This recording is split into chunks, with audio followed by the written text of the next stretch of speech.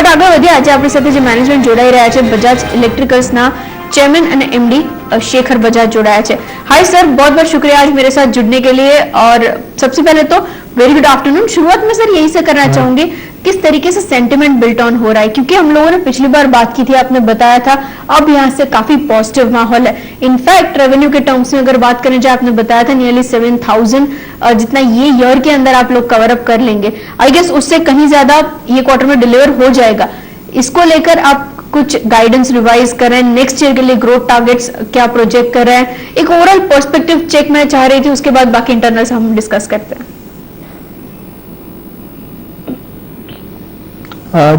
दो अलग अलग सेगमेंट्स हैं, एक तो कंज्यूमर सेगमेंट है और एक है ईपीसी सेगमेंट। तो जो कंज्यूमर सेगमेंट है उसमें जैसा एक्सपेक्ट किया था अराउंड 2800 करोड़, तो that we reach that number. EPC में पिछले साल से काफ़ी सब्सटेंशियल जंप था, तो उसमें कुछ बिलिंग नहीं हो सकी है, तो मे बी 100-200 करोड़ लोअर रहा, पर ओवरऑल ओवर 6600 करोड़ तो हो गया है। 7000 करोड़ का था, पर 6800 मैंने बाद में बताया था अराउंड 6800 होगा, तो will be closer to 66-6700 crore का एक्सपेक्ट हो रहा है लास्ट ईयर का। The consumer product continues to be in good shape, उसमें कोई प्रॉब्लम नहीं है, मार्केट में डिमांड भी अच्छी है, सेकेंडरी सेल भी अच्छा हो रहा है। और बेसिकली मैं मानता हूं कि अच्छा डिस्ट्रीब्यूशन अगर होगा और डीलर्स को मार्जिन ठीक मिलेंगे, उनको रिटर्न ऑन इन्वेस्टमेंट अच्छा मिलता है, तो वो उस प्रोडक्ट को ज़्यादा पुश करेंगे। और क्योंकि हमारा पूरा न्यू पॉलिसी में हम ना तो किसी को पुश करते हैं ना कोई स्पेशल डिस्काउंट देते हैं, तो स्टेबिलिटी बहुत है। और रिटेलर जो है वो चाहता है स्टेबिलिटी हो, तो इसलिए वो जब भी उसको अपॉर्चुनिटी मिलती है तो वो जो अच्छी स्टेबल कंपनियां हैं उनको वो ज़्यादा प्रमोट करता है। और प्लस हमारा एडवांटेज क्या है कि हम उनको 2 लाख आउटलेट्स को हम on a weekly basis service दे रहे हैं। हमारे आदमी जाके उनको उनसे ऑर्डर ले रहे हैं। नहीं तो छोटे जगह हमारा 600 डिस्ट्रिक्ट्स कवर कर लिया, तो वहाँ छोटे छोटे दुकानदार है, वहाँ तक कोई पहुँचता ही नहीं था, तो उनको होलसेलर से शहर से मंगाना पड़ता था माल। यहाँ पर उनको होम डिलीवरी मिलती है, तो इसलिए वो उसको मच प्रेफर करेंगे। इसलिए मैं मानता हूँ कि ग्रोथ जो है वो ज़्यादा रूरल मार्केट्स में ज़्यादा होगी, और इसलिए जो 20% 25% के बीच में जो ग्रोथ का लास्ट ईयर भी हुआ था, वो सेम ग्रोथ कंज्यूमर प्रोडक्ट में आगे भी कंटिन्यू होना चाहिए। जहाँ तक कि ईपीसी सेगमेंट में एक बड़ा ऑर्डर आ गया था जिसको एक्सिक्यूट करने के लिए हम लोग बिजी थे। अब हम फॉर द कमिंग ईयर या करंट ईयर में जो लास्ट ईयर से हमारा जो ईपीसी बिजनेस डाउन जाएगा, क्योंकि हम चाहते हैं overall EPC business should not be more than 50% of our total business. Because of the बड़ा जो ऑर्डर आया था उसके कारण हमारा थोड़ा बिजनेस ज़्यादा हो गया, 50% से ज़्यादा, वो करेक्ट हो जाएगा इन द करंट ईयर।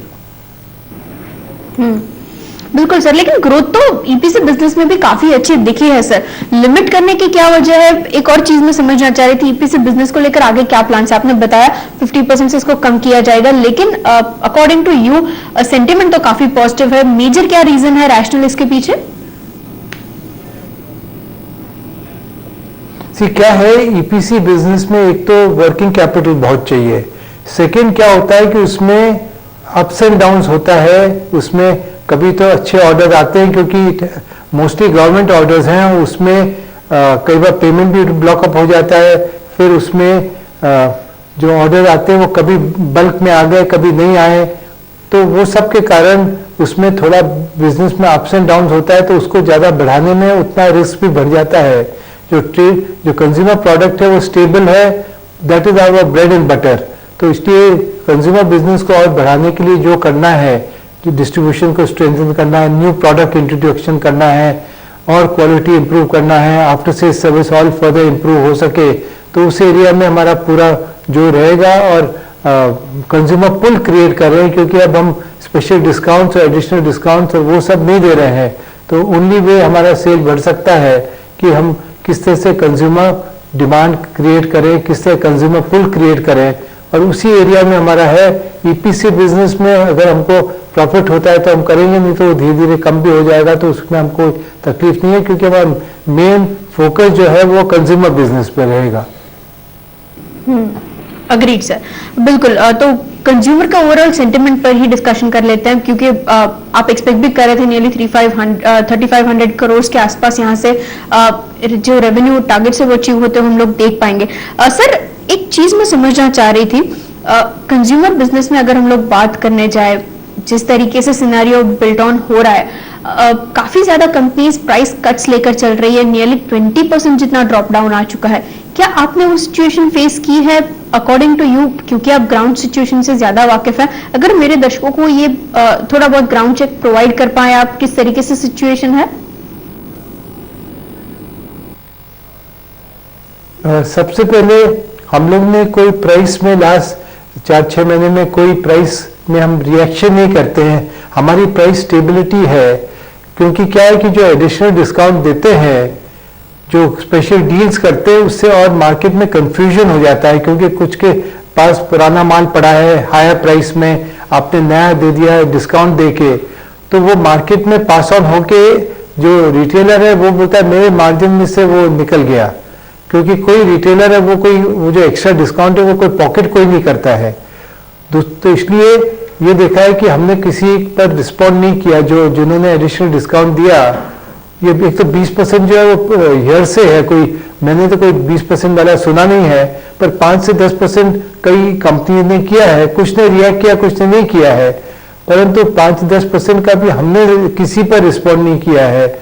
और हमने देखा है कि उसके कारण कंज्यूमर और जो रिटेलर है इज मोर हैप्पी, क्योंकि वो देखता है कि यहाँ मेरे को टेंशन नहीं है, अगर मैंने माल ले लिया तो ये नहीं है कि नेक्स्ट डे कोई नया मेरा नेबर है उसको 5% सस्ते में माल मिल जाएगा, तो मेरे स्टॉक का क्या होगा। तो इसलिए हमने देखा है कि रिटेलर हमसे बहुत खुश है, और हमारा इसलिए सेल जो है भी लास्ट ईयर भी पूरे साल में करीब 24% ग्रोथ हुआ है। कंज्यूमर प्रोडक्ट में जो और सेगमेंट है उसमें इतना ग्रोथ नहीं हुआ, इसलिए ओवरऑल करके 22% ग्रोथ है, पर फॉर द कंज्यूमर सेगमेंट में, ट्रेड सेगमेंट में 25% प्लस का ग्रोथ आया है। ओके, मतलब आपकी प्राइसेस स्टेबल है, लेकिन ओवरऑल इंडस्ट्री में ये सिचुएशन हुई थी कि 5 to 10% कट्स बाकी सारी कंपनीज ने लिए थे। Agreed sir. इसके अलावा सर, मैं मार्जिन्स के फ्रंट ऊपर आपकी तरफ से एक कमेंट चाह रही थी, क्योंकि अग्रीड 6% पे फ्लैट रहा है, लेकिन कुछ और चीजें हैं जैसे कमोडिटी प्राइसेस है, रुपी का फ्लक्चुएशन है, वो काफी ज्यादा हम लोगों ने इस साल में बढ़ते हुए देखा है। इनफैक्ट रुपी की अगर बात करने जाए, वहां पे 69 to 74 के लेवल्स दिखे गए हैं। कमोडिटी प्राइसेस काफी ज्यादा फ्लक्चुएट हो चुकी है। इसका किस तरीके से इम्पैक्ट आप इवेल्युएट कर रहे हैं? इसको हेज करने के लिए अगर कोई स्ट्रैटेजीज है, किस तरीके से ये कंप्लीट सिचुएशन हैंडल हो रही है? ओवरऑल जो कमोडिटी प्राइसेस का इम्पैक्ट 2 से 3 पर इतना कोई मेजर जो इम्पैक्ट आप बता रहे हो वो इतना मेजर नहीं है। कोई कभी एक्सचेंज का फायदा मिल गया तो कभी कमोडिटी का फायदा मिल गया, ओवरऑल 2-3% का फर्क पड़ सकता है। कोई ऐसा मेजर प्रॉफिटेबिलिटी भी नहीं हो रहा है, और कहीं बहुत ज्यादा अगर बढ़ गया तो then we are able to pass it on, because it is not only for हमारे लिए, सबके लिए ऐसा ही है, तो वो फिर पास ऑन हो जाता है, मार्केट कैन एक्सेप्ट इट।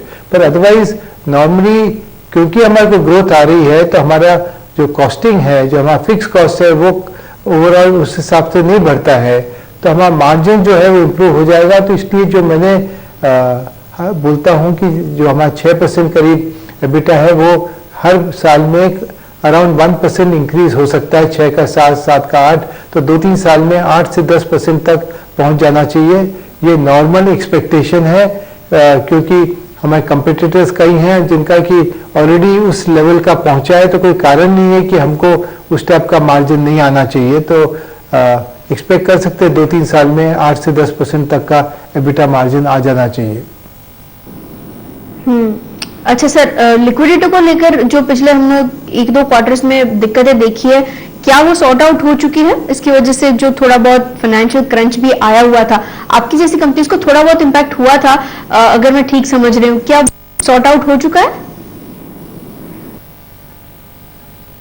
नहीं, ये जो है ये मेनली एक जो यूपी प्रोजेक्ट में काफी पैसा जो ब्लॉकटअप है, वो अभी भी ब्लॉकटअप है, वो अभी तक क्लियर नहीं हुआ है, और पर उसमें अब और बढ़ने का नहीं है, क्योंकि जो होना था वो हो गया। अब वो जो माल है उसको निकालेंगे, जो वहाँ पर आउटस्टैंडिंग है उसको क्लियर करके, तो धीरे धीरे करके इतने टेक 6 महीना साल भर में थोड़ा कम आएगा, पर उसमें सर्टन अमाउंट ऑफ पैसे वहाँ पर काफ़ी समय के लिए ब्लॉक हो सकते हैं। इसकी तैयारी हम लोग को रहनी चाहिए। पर और नए कोई प्रोजेक्ट में या नए कोई बिजनेस में कोई ऐसा एक्स्ट्रा स्ट्रेन नहीं आ रहा है, पर जो पुराना ये एक बार जो पैसा 800,000 करोड़ एक्स्ट्रा लग गया है, उससे पूरा जो हमारा डेट इक्विटी रेशियो वगैरह सब डिस्टर्ब हो गया है। तो वो थोड़ा और 6 महीना साल भर तक रहेगा। अभी ये पैसा जो है ये गवर्नमेंट से आता है, आरईसी से आता है, तो अभी इलेक्शन हो रहा है, इलेक्शन के बाद क्या होता है उस हिसाब से कितना और एक्सपेंड करेंगे नहीं करेंगे, कितना फंडिंग करेंगे, वो सब जो है थोड़ा अनसर्टन है। अग्रीड सर, बिल्कुल। सर इसके ऊपर हम लोग एक्चुअली रिजल्ट्स के ऊपर बातचीत करेंगे भी जब रिजल्ट्स Q4 के डिक्लेयर होते हैं, लेकिन एज ऑफ नाउ जो आपने रिसेंटली एक्विजिशन किया था उसके ऊपर मैं आपकी एक कमेंट चाह रही थी निर्लैप अप्लायंसेस के अंदर, किस तरीके से ग्रोथ आप यहाँ पे एक्सपेक्ट कर रहे हैं, इस बार का कंट्रीब्यूशन कितना था Q3 के अंदर, ओवरऑल यहाँ से सेंटिमेंट किस तरीके से वर्कआउट हो रहा है, सिनर्जी बेनिफिट्स कैसे होंगे? निर्लिप का एक्चुअली जो हम लोग सोचे थे उस हिसाब से एग्जैक्टली नहीं हो रहा है कि निर्लिप में जो हमारे एग्जिस्टिंग आउटलेट्स हैं उसके सिवाय हमको उनके जो आउटलेट्स हैं वो थोड़े डिफरेंट है देन आवर नॉर्मल अप्लायंसेस के, तो वो हम स्टडी करके उसको भी कैसे कवर करना, वो that is our next strategy.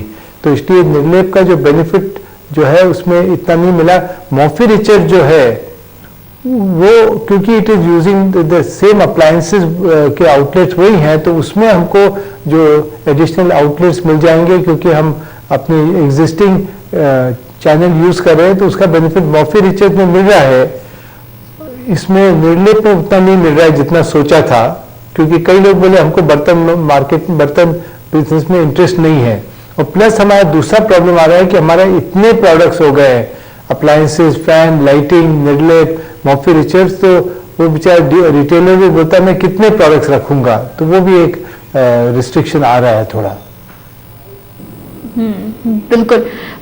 Sir एक और चीज मैं समझना चाह रही थी, जिस तरीके से आपने फैक्टर्स लिस्ट आउट किए हैं, डिमांड रूरल के अंदर सुधर रही है, एक्सपेंशन प्लान्स को लेकर आपने बताया, इलेक्शन के बाद आप सोचेंगे किस तरीके से ये वर्कआउट हो रहा है, तो मैं एक ओवरऑल अगर प्रोजेक्शंस आपने कुछ किए तो ये समझना चाह रही थी वॉल्यूम ग्रोथ मुझे कितना एक्सपेक्ट करना चाहिए, नए इनोवेशंस भी आप करने की सोच रहे हैं तो वो प्रोडक्ट रेंज में कितना और आगे बढ़ोतरी होगी, एक ओवरऑल डिटेल्ड आप मुझे नेक्स्ट ईयर के लिए अगर आउटलुक दे पाए किस तरीके से रहेगा?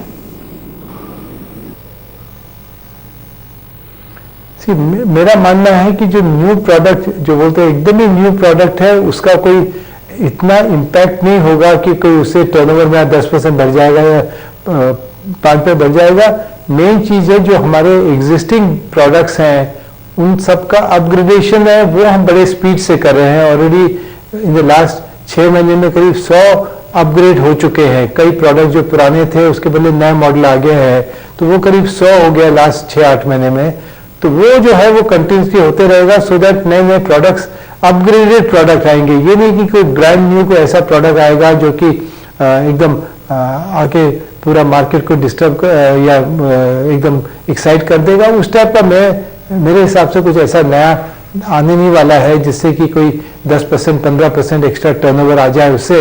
ऐसा कोई मेरे को अभी नहीं दिख रहा है। हो सकता है आएगा तो R&D वाले किसी से शेयर तो करते नहीं है, वो मेरे से भी नहीं करते कि क्या आएगा, जब आएगा तो बोलेगा आ गया।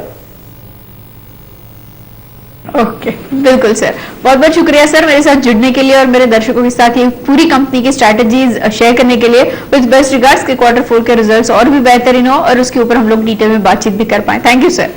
તો જે રીતના આપણે જોઈ રહ્યા છીએ બજાજ ઇલેક્ટ્રિકલ્સના મેનેજમેન્ટ સાથે ચર્ચા કરી રહ્યા હતા, અહીં આગળ ખાસ કરીને જે રીતના સેન્ટિમેન્ટ અત્યારે પોઝિટિવ છે ધ્યાન રાખતા રહીશું આગળ કેવી રીતના કંપનીના પ્લાન્સ ઇમ્પ્લિમેન્ટ થાય છે અને પોઝિટિવ અહીં આગળથી ખાસ ઇમ્પેક્ટ સ્ટોક પ્રાઇસીસમાં પણ આપણો દેખાય છે અને રિઝલ્ટ્સમાં